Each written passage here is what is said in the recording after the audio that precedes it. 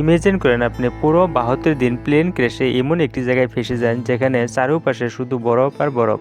সেখানে না কোনো মানুষ, না সহায়, না খাওয়ার কোনো সামান, বাস চারপাশে মরণের ছায়া দেখতে পাওয়া যায়।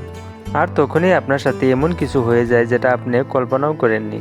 কাহিনীর আরম্ভণি হয় 13 অক্টোবর 1972 সালে, যখন একটি রাগবি টিম ফাইনাল খেলার জন্য আমেরিকা থেকে চিলি যায়।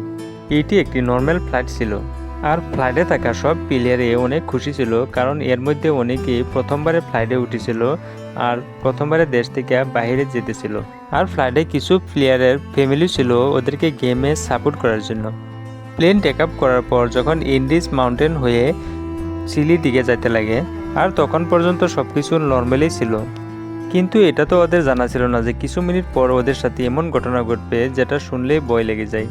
কিছুক্ষণ পর আচানক আবহাওয়া বদলে যায়, প্রচণ্ড বরফের তুফান এসে যায়, আর জাহাজ জোরে জোরে ঝাটকা খেতে লাগে, যার জন্য সবাই আতঙ্কিত হয়ে যায়। আর এর মধ্যে একটি প্যাসেঞ্জারে বলে এটা কোনো চিন্তার বিষয় না, প্লেন যখন পাহাড়ের উপরে দিয়ে যায় তখন প্লেনের টার্মিনেশন হয় আর খুব শীঘ্রই সব নর্মাল হয়ে যাবে। কিন্তু প্লেন যতই আগে যেতে লাগে আর টার্বুলেন্সও বাড়তে লাগে, আর প্লেন আরও বেশি ঝাটকা খেতে লাগে, আর প্লেনে থাকা সামান এদিক এদিক পড়তে লাগে। এইসব দেখে মানুষের মধ্যে আরও হইচই লেগে যায়। পাইলট জাহাজ সামালবার চেষ্টা করতে লাগে, কিন্তু প্লেন কন্ট্রোলের বাহির হয়ে যায়। আর ঠিক তখনই সামনে একটি পাহাড় এসে যায়, আর পাহাড়ে খুন্দা লেগে প্লেন দুই ভাগে বিভক্ত হয়ে যায়। একটি প্লেয়ার তো প্লেন খুন্দা খাওয়ার সময়েই হাওয়ায় উড়ে গ্যাপ হয়ে যায়, আর প্লেনের সামনের ব্যক্তি অনেক স্পিডে পিছলিয়ে গিয়ে একটি বরফের পাহাড়ে গিয়ে খুন্দা খায়। আর এই ধাক্কাটা এমন জোরে ছিল যে প্লেনের সবগুলো সিট একলগে চেপে যায়, যার জন্য অনেকগুলো মানুষ এখানে চেপে মারা যায়। আর যে কজন মানুষ বেঁচে ছিল ওরা নিজেকে সামলায় আর কেবিনে থাকা বাকি মানুষগুলোকে উদ্ধার করার চেষ্টা করে। আর পাইলটকেও বের করে আনার চেষ্টা করে, যদিও দুইজনেই ডেড হয়ে গিয়েছিল। আর এটা অনেক দর্দনাক পরিবেশ ছিল, যেখানে চারোদিকে রক্ত আর লাশে ভর্তি ছিল। এই ফ্লাইটে টোটাল 45 জন মানুষ ছিল, আর ক্র্যাশ হওয়ার পর 18 জনের মৃত্যু হয়ে যায়, আর মাত্র 27 জন মানুষ জীবিত ছিল। আর যেহেতু প্লেন বিকালে টেক অফ করেছিল, তো কিছুক্ষণ পরেই রাত হয়ে যায়, আর বাইরের টেম্পারেচারও অনেক কমতে লাগে, যার ভাবে এমনই ঠান্ডা পড়ে গিয়েছিল যে ওরা বরদাস্ত করতে পারছিল না। আর ঠান্ডা থেকে বাঁচার জন্য ওরা প্লেনে থাকা সামান দিয়ে সব ফাঁকাগুলো বন্ধ করে দেয়, তাই বাইরের ঠান্ডা বাতাস ভিতরে আসতে না পারে।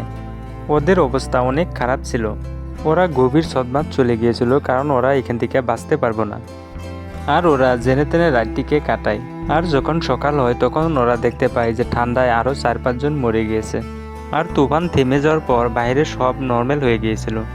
আর যখন ওরা বাহির হয়ে আসে তখন চারিদিকে সাদা পাহাড় ছাড়া আর কিছুই দেখা যাচ্ছিল না। আর শীঘ্রই ওদেরকে এখান থেকে বের হয়ে যেতে হবে, কারণ ওরা এখানে বেশি সময় জীবিত থাকতে পারবে না, কারণ ওদের পাশে এখানে না কোনো গড়, না জীবজন্তু, না কোনো গাছপালা ছিল। আর সবার প্রথমে ওরা প্লেনের ভিতরে থাকা সিটগুলো বাহির করে দেয়, তাকি ওরা সবাই প্লেনের ভিতরে শুতে পারে। এরপর ওরা গায়ের লোকগুলো রোদে শোয়াই দেয়, যাতে ওরা বডি অল্প গরম হয়। খাওয়া পানির জন্য বরফ গলিয়ে এক এক বিন্দু পানি জমা করতে লাগে। আর যারা প্লেন অ্যাক্সিডেন্টে মারা গিয়েছিল ওদেরকে প্লেনের থেকে কিছু দূরে নিয়ে যায়, আর সেখানে বরফ দিয়ে ঢেকে দেয়, তাকি ওদেরকে পচে যাওয়া থেকে বাঁচাতে পারে, আর ওই ডেড বডিগুলোকে নিজের সাথে নিয়ে যেতে পারে। আর বস্তুর যখন সিজিল হয় তখন ওরা শান্তির অল্প নিঃশ্বাস নেয়। আর ওদের অনেক ভুখ লেগেছিল, আর বেঁচে থাকা খানার এক এক টুকরা সবের মধ্যে বাগায় নেই। আর এক এক টুকরা খাবার যদিও অনেক কম ছিল, তবুও বেঁচে থাকার জন্য যথেষ্ট ছিল, কারণ এই খাবার ততক্ষণ চালাতে হবে যতক্ষণ পর্যন্ত না কেউ ওদেরকে উদ্ধার করে নেয়। ওরা ভাবতে লাগে এতক্ষণ পর্যন্ত প্লেন ক্র্যাশ হওয়ার খবর গভর্নমেন্টে জেনে ফেলছে, আর ওদেরকে শীঘ্রই উদ্ধার করে নিতে আসবে। সেই জন্য সবাই একসাথে বসে সহায়ের জন্য অপেক্ষা করতে লাগে। আসলে ওরা যেখানে ক্র্যাশ করেছিল সেটা একটি ভ্যালি ছিল, আর এর চারিপাশে উঁচু উঁচু পাহাড় ছিল, যার জন্য এখান থেকে বের হয়ে যাওয়া অত সহজ ছিল না। আর ঠিক তখনই ওরা উপর দিয়ে একটি প্লেন যেতে দেখতে পায়, আর প্লেনটিকে দেখে ওরা জোরে জোরে চিৎকার করতে লাগে, কিন্তু প্লেনটি ওদেরকে দেখতে পায়নি, কারণ প্লেনটি এতটাই উপরে ছিল যে নিচে ফেসে থাকা ওদেরকে দেখতে পায়নি। আর প্লেন ওদের চোখ থেকে গায়েব হয়ে যায়, আর কিছুক্ষণ পরে রাত হয়ে যায়। আর ওরা কিছু এক্সট্রা কাপড় পিঁধে প্লেনের ভিতরে শুয়ে যায়, আর লেগেজ দিয়া প্লেনের ফাঁকাগুলো বন্ধ করে দেয়।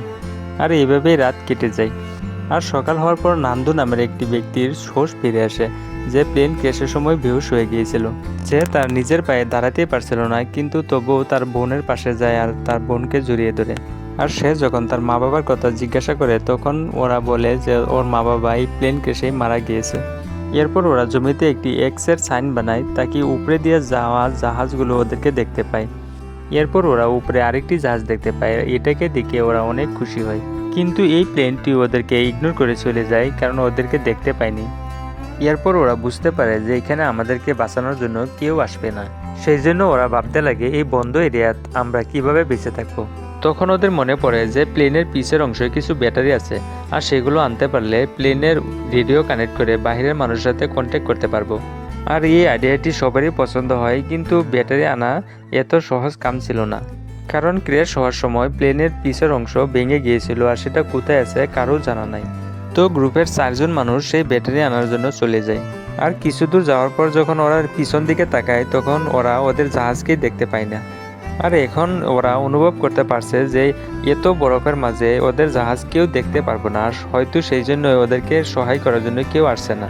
আর যখন ওরা আগে বাড়তে লাগে তখন বরফ পিছলিয়ে আসতে লাগে, তো এটা দেখে ওরা ভয় পেয়ে জাহাজে চলে আসে। আর এইখানে ফেসে ওরা এইভাবেই 6 দিন কাটায়। আর 1 সপ্তাহ পর প্লেনে থাকা সব খাবার শেষ হয়ে যায়। আর ওদের আশপাশ কোনো জানোয়ার বা গাছপালা কিচ্ছুই ছিল না, তো ওদের খাওয়ার জন্য কিছু না কিছু তো করতেই হবে। আর খাওয়ার জন্য কিছু না পায় ওরা পাথরে থাকা মক্স খাইতে লাগে। আর এটার টেস্ট অনেক খারাপ ছিল, যদি উপায় না পেয়ে এটাই খাইতে হয়। এর মধ্যে নন্দুয়ে বলে যদি বেঁচে থাকার জন্য মরে যাওয়া মানুষের বডিও খাইতে হয় তবুও সে খাবে। এটা শুনে সবাই চিন্তাত পড়ে যায়, আর সবার মধ্যে হইচই লেগে যায় কি বেঁচে থাকার জন্য মরে যাওয়া মানুষের মাংস খাবে না না খেয়ে মরে যাওয়াটাই ভালো হবে। আর এটা করলে উপরওয়ালা আমাদেরকে মাফ করবে না, সেই বলে পেটে পাথর বেঁধে শুয়ে পড়ে। আর এইভাবে সময় পার হয়ে যায়, আর সময়ের সাথে সাথে ওদের বুকও বেড়ে যায়। আর এক সময় এমন হয় ওরা জুতার লেস আর সিগারেটও চাবাইয়ে খেয়ে ফেলে। আর অনেকদিন বুকে থাকার পর এইসব দিয়ে ওদের খিদা কিভাবে মিটে। আর এইভাবে বুকে থাকার জন্য নন্দুর বোনও মরে যায়, আর নন্দুয়ে তার মা বাবার সাথে সাথে তার বোনকেও হারিয়ে ফেলে। এইভাবে দিন চলে যায়, আর ওরা কোনো মতে নিজেকে 9 দিন পর্যন্ত জীবিত রাখতে পারে। আর এখন পর্যন্ত ওদের এমন বুক লেগেছিল যে ওরা ব্রেনটে কাম করা বন্ধ করে দিয়েছিল। ওদের আর কোনো অন্য অপশন ছিল না, তো ওরা ডেড বডি খাওয়ার জন্য এগ্রি হয়ে যায়।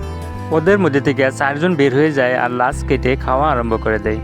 আর ওদেরকে দেখে আরও কিছু মানুষের মন বদলে যায়, আর ওরাও ওদের সাথে লাশ খাওয়ার জন্য চলে যায়। কিন্তু ওদের মধ্যে 5 জন এমন ছিল যে ওরা মরতে রাজি, কিন্তু ডেড বডি কেটে খাবে না। তো ওরা ওদেরকে ডিস্টার্ব না করে অল্প দূরে গিয়ে লাশ কেটে খাওয়া আরম্ভ করে দেয়। আর এখানে নোমা নামের একজন ব্যক্তি বরফের মধ্যে একটি সুটকেস দেখতে পায়, আর সুটকেস খোলার পর একটি রেডিও পেয়ে যায়। আর রেডিও অন করে দেখে সিগন্যাল নাই, তো ওরা তার জুড়ো দিয়ে একটি অ্যান্টেনা বানিয়ে নেয়। এরপর রেডিওতে একটি নিউজ শুনতে পায় যেখানে বলা হয়েছে সরকারে ওদের জন্য অনেক রেস্কিউ টিম পাঠিয়েছিল, কিন্তু ওদের কোনো খোঁজ পায়নি, তো সরকারে ওদের মৃত ঘোষণা করে দিয়েছিল। আর সেই জন্য সরকারে ওদেরকে খোঁজা বন্ধ করে দিয়েছে।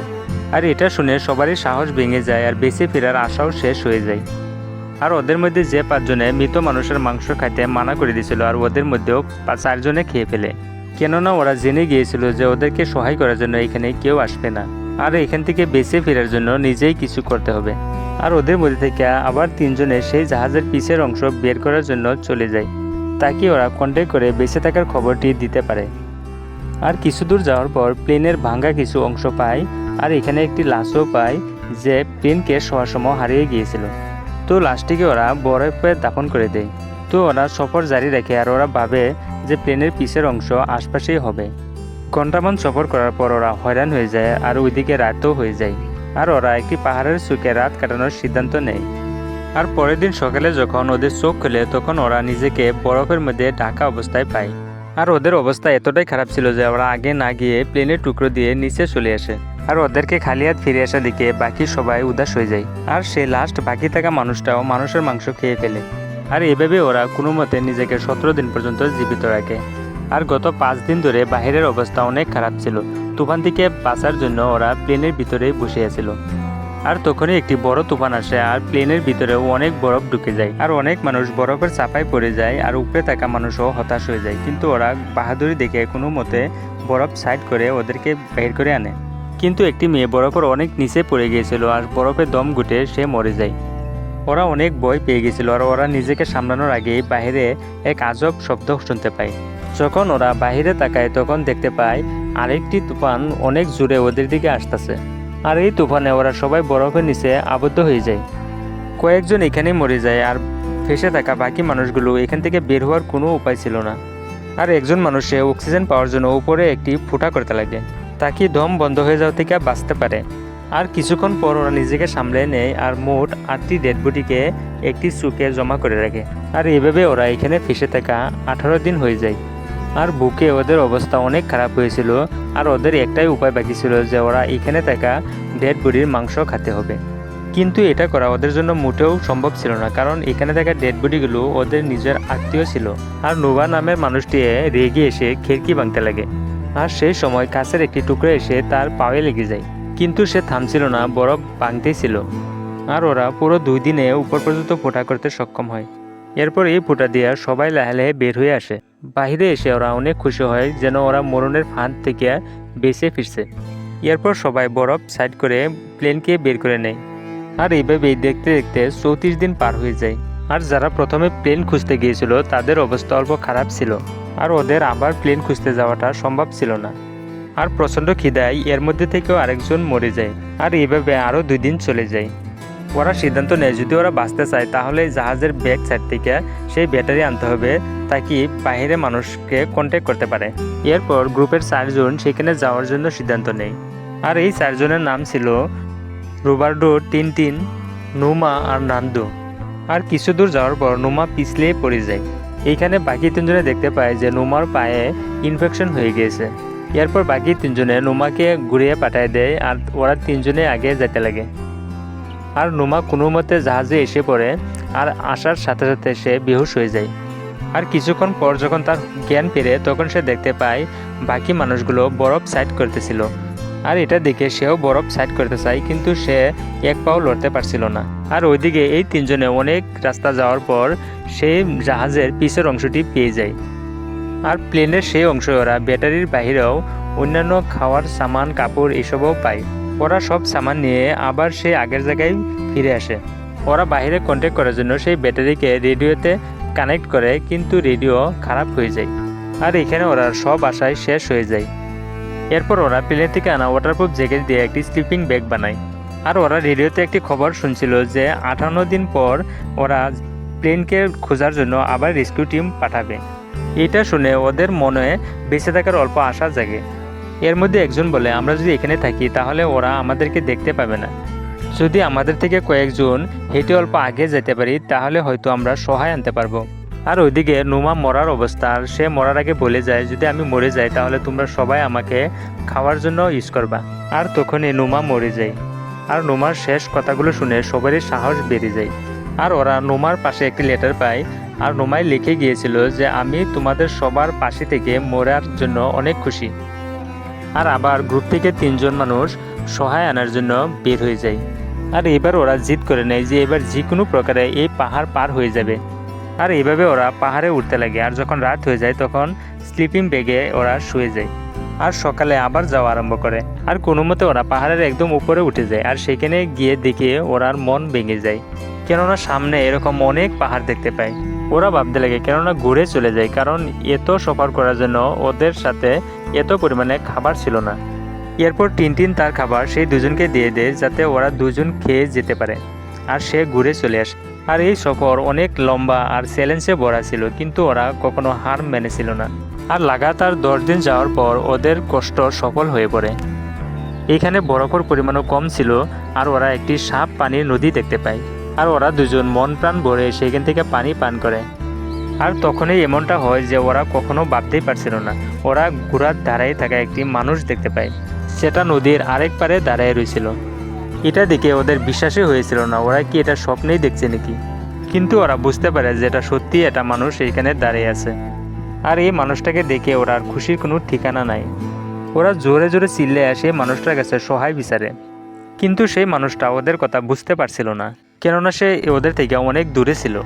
সেই জন্য সে একটি পেপার আর একটি পেন্সিল ওদের দিকে ফেলে দেয়, তাকে ওরা লিখে বোঝাতে পারে। এরপর ওরা কাগজে সব কাহিনী লিখে দেয়। আর সব কাহিনী শোনার পর সেই মানুষটা একটি সরকারি অফিসারের পাশে যায়। এরপর অফিসারও বুঝতে পারে যে 2 মাস আগে যে প্লেন ক্র্যাশ হয়েছিল এর মধ্যে থেকে কিছু মানুষ এখনও জীবিত আছে। আর খবর পাওয়ার সাথে সাথে সরকার ওদেরকে রেস্কিউ করার জন্য লেগে যায়। আর সেই মানুষটা রবার্টো আর নান্দুকে ওদের ঘরে নিয়ে আসে। আর এখানে ওরা পেট ভরে খাবার খায়। আর লগে লগে পুরো শহরে এই খবর ফেলে যায়, রিপোর্টারও এসে যায়। আর রেস্কিউ টিম রবার্ট ও নেন্দোকে নিয়ে সেই জায়গায় চলে আসে। আর প্লেন ক্র্যাশ হওয়ার 72 দিন পর ওদেরকে রেস্কিউ করে নেওয়া হয়। এরপর ওদেরকে শহরে নিয়ে আসা হয় আর এখানে ওরা ওদের পরিবারের সাথে মিলতে পারে। এরপর ওদেরকে হসপিটালে এডমিট করা হয়। তো এইভাবে ওদের জীবন বেঁচে যায়।